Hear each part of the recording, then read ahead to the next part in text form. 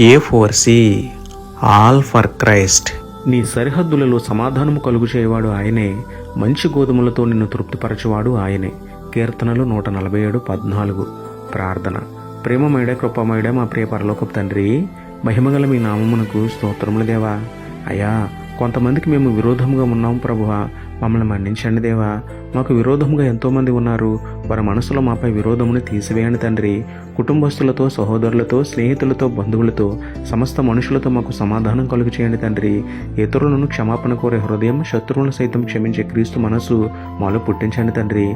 ఎవరితోనూ శత్రుత్వం లేకుండా, ఎప్పుడూ గొడవలు పడకుండా సమాధానంగా జీవించే భాగ్యం మాకు ఇవ్వండి తండ్రి.